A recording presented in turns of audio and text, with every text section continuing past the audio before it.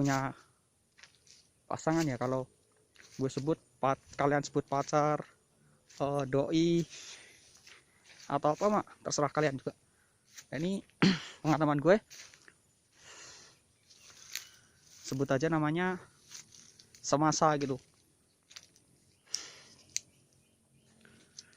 Gue dulu suka, awalnya sih iseng aja kan, iseng gue kenalan juga sama temen, dari temen gue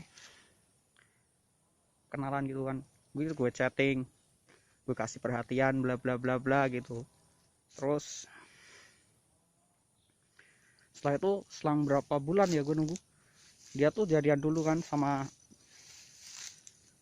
temen main.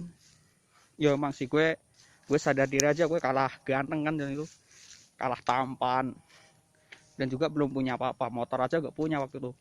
Kalau kalah kan wajar. Akhirnya selang 1 bulan dari itu dia bilang ada perasaan kan. Gue pikir apa gitu, bercanda atau apa, ternyata enggak. Gue jadian sama satu hampir 2 tahun lah.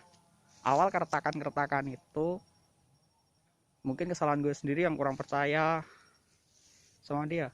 Cuman emang kalau dibilang munafik, enggak juga munafik, cuman gimana ya, dia ibarat gini, dia berbicara, dia berdusta, gue percaya, dia berkhianat, terus dia berjanji juga mengingkari. Ya intinya itu yang membuat, jadi intinya gini, kalau lo punya pasangan, lo dijaga seutuhnya, jangan kalian tuh seenaknya. Intinya jangan egois lah. Gue dulu pernah dihianati itu berapa kali ya, sama dia tuh sekitar 4 kali. Tapi bodohnya gue tetap bertahan sama dia. Akhirnya berjalan 2 bulan, dan 2 kali juga di tanggal ultah gue, 2 kali kejadian tuh kandas. Bego. Bego banget kan gue. Nah, awal keretakan dalam sebuah hubungan itu sebenarnya kepercayaan. Kalau lo nggak bisa percaya sama dia, kalau nggak bisa jaga dia, nggak bisa bikin dia tersenyum, itu wajar lah. Intinya gini, cewek cowok kalau selingkuh tuh wajar. Kenapa aku bilang wajar? Karena gini, dia mungkin selingkuh ada alasannya yang tertentu. Yang pertama, mungkin dari kesalahan atau apa, perhatian dan lain-lain yang kurang, sehingga dia mendapatkan perhatian dari orang lain gitu. Terus mungkin bilang bosan tuh wajar, ya memang wajar, karena rasa bosan tuh mesti ada, apalagi kalau di atas kemampuan kita ya. Contoh kalau pengalaman gue, gini, pengalaman gue kan semasa itu banyak kan teman cowoknya. Lagi pula dia tuh akrab kan sama teman-teman, tuh baik, akrab, dia tuh baik benar, orangnya baik, akrab, perhatian juga. Terus dengan sifat itu juga teman-teman yang lain tuh naruh rasa lah, itu wajar. Dan itu termasuk saingan lo sama kekasih lo sendiri. Kalau lo kalah dengan persaingan itu, goodbye, maka lo akan siap untuk kehilangan. Kalau pengalaman saya, dulu saya kerja kan, masih kerja di Omah Jowo, itu restoran depan pom bensin Jetis. Dan waktu itu gue 1 tahun kerja di sana, dan hampir 1 tahun juga saya dengan dia kan itu. Lah, pas selama saya kerja di sana tuh, ya bukannya gue pamer atau apa ya, kadang gini loh, dia minta kan, dia minta tuh insya Allah nggak janji gak apa, tapi alhamdulillah saya bisa ngasih. Ya pengalaman saya di situ, gue bisa ngasih, dia minta ini gue usahain. Tapi yang bikin lebih sakit hati itu pas saat gue jatuh.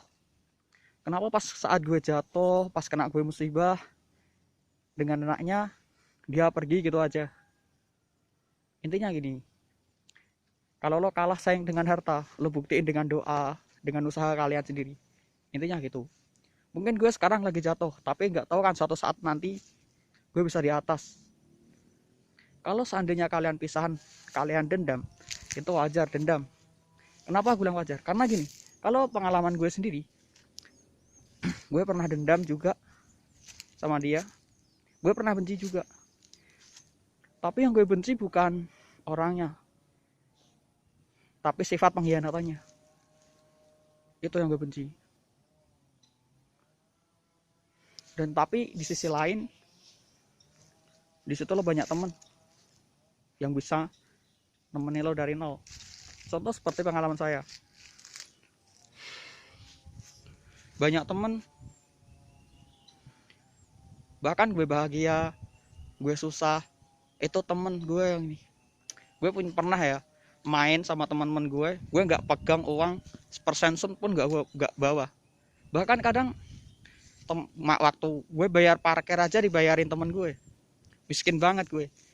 Dan semenjak itu gue sadar kenapa semasa ninggalin gue. Karena gue belum mampu buat dia tersenyum, belum mampu buat dia bahagia, belum mampu untuk semuanya. Bahkan waktu main aja bareng dia, gue juga pernah jatuh kan sama dia, buat dia trauma. Kalau gue caci maki, ya gue caci maki, gue kata-katain. Pernah juga. Bahkan gue pernah buat status kematian gue, buat gue agar bisa lupa sama dia. Entah gue yang terlalu dalam, atau gue yang buat mainan. Tapi oke, lanjut aja cerita tentang teman gue. Teman gue orangnya asik, baik juga. Kadang gini, gue kurang bersyukur tentang hal yang ini. Kadang gue iri dengan teman-teman gue yang bisa sana sini bareng cewek cowoknya. Kadang gue main aja gue sendiri. Bahkan walaupun gue sendiri gini, gue sendiri gak apa-apa, tapi gue harus bisa, paling tidak gue terlihat tersenyum di depan teman-teman gue. Teman gue pada baik ya, alhamdulillah sih teman gue baik. Bahkan waktu gue jatuh, gue di bawah pun, gue nggak punya apa-apa, dia nemenin. Namanya tuh Erlangga Pratama. Terus dia yang nemenin dari nol. Oke lanjut. Buat lo, gue hanya ngasih saran aja sih. Kalau dapat teman baik, jangan pernah lo sia-siain. Apalagi persahabatan lo hancur karena status pacaran, jangan pernah lah. Mungkin benar kalau mantan harus dibenci, itu wajar. Tapi bagiku mantan adalah teman. Endang Sukamti pernah bernyanyi lagu itu. Terkadang gue terinspirasi dari lagu-lagu juga sih, seperti lagu Endang Sukamti ya. Jujur gue fans, meskipun gue juga abal-abal ya, tapi gue berusaha lah. Dan juga kalau pengalaman ya, bersama teman-teman fans Endang Sukamti itu asik. Makan bareng, main bareng, tidur bareng, di jalanan juga bareng, asik intinya. Ya mungkin ini gak guna, cuman gue hanya mau bicara aja sih. Iseng, karena gue gak ada temen. Kenapa gak ada temen? Karena gue menyembunyikan kehidupan gue, dan gue buat story atau status tentang kematian gue, mesti itu palsu. Ya gue tahu ini salah,